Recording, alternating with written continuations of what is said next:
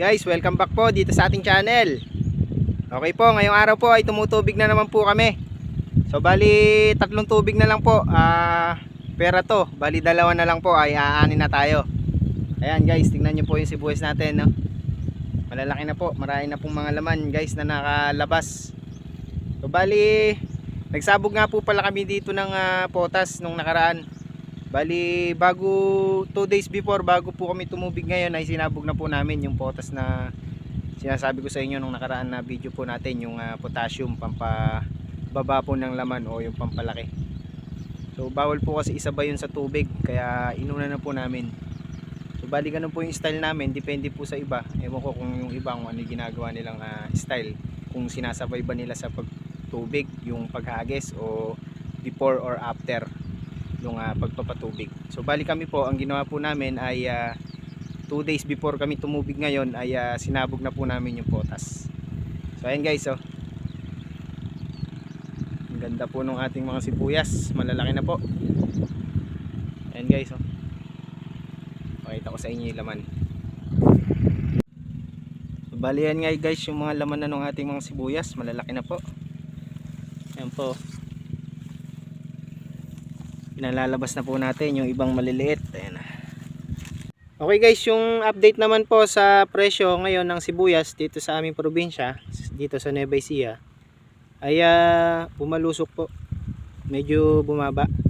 Kasi nung nakaraan po na video natin, nabanggit ko po sa inyo na 60 to 70 na po ang lakaran ng per kilo yung sibuyas dito sa amin.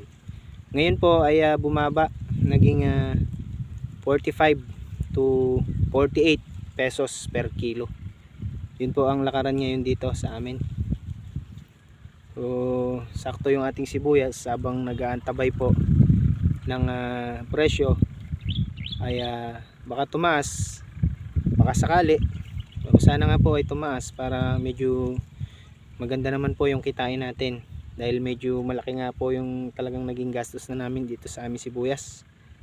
Halos 400,000 na po mahigit yung naging gastos ng aming financer dito sa aming tanim na sibuyas. Kasi nga po gawa ng napakamahal ng mga fertilizer, pataba. Isa pa po ron, rent nga lang po namin tong lupa, kaya talagang medyo madiin yung naging gastos namin. Kaya panalangin namin dito ay sana naman ay medyo tumaas yung presyo para kumita po kami, para masulit po yung pagod, kasi talagang pagod talaga rito sa pagbubukid. Pero ganun talaga, sabi nga namin, hindi po bumubukol ang pagod. Okay guys, mabalik po tayo dito sa ating sibuyas na tanim.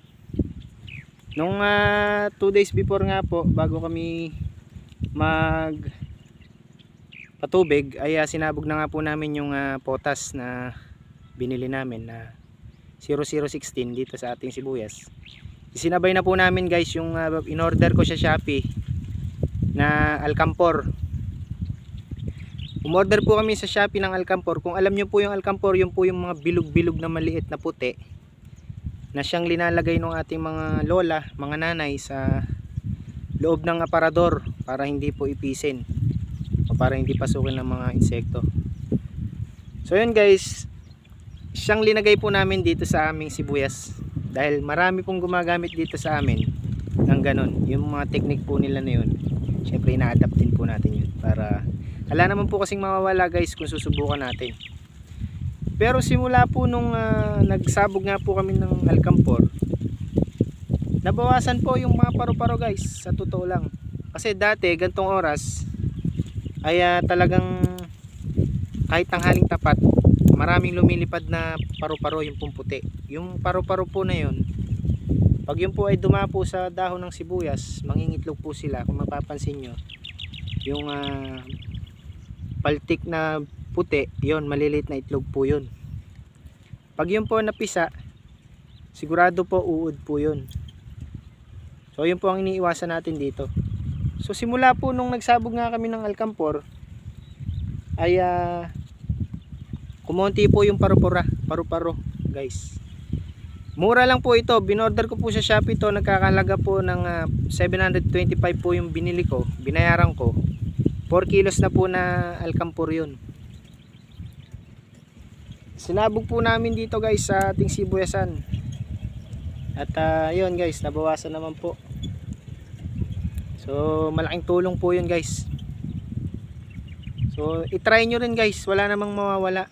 Kasi ngayon sa panahon na to, marami na pong nadidiskubre ang mga tao na mga gamot o pangontra sa mga insekto na hindi natin akalaing pwede pala o nakakatulong pala guys.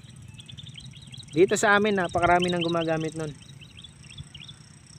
So nasa sa inyo yun guys, kung gusto nyong gayahin, gusto nyo subukan, wala naman pong mawawala. Mura lang naman eh. Dito po sa amin, sa area namin, bali 4 na kilo po yung naubos nga namin dito. Pero kahit na pang 5 kilos para kasarapan yung dami. Sa inyo po, depende po kung gaano kaluwang yung inyong area. Pero dito nga po sa amin, 1.3 hectares, 4 kilos na alcampur po yung aming in-order o sinabog dito. So pag doon naman po, nung pagyari po namin sinabugan yon guys ng alcampur, nung hapon in-spray na po namin. So meron na po kaming bagong gamot na binili. Ito nga po yung Thiodan, tsaka po yung Antracol.